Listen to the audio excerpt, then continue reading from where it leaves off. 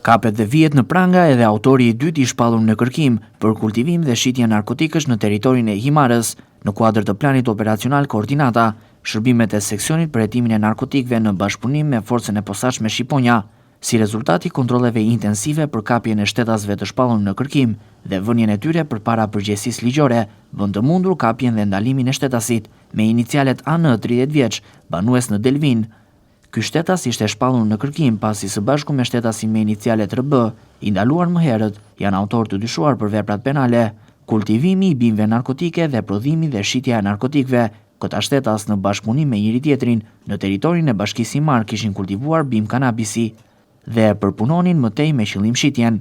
Ndërkohë, gjatë 24 orëve, policia e Sharku të Vlorës bën me dije se specialistët për hetimin e krimeve në komisariatin e policisë Vlorë arrestuan shtetasin me inicialet IS,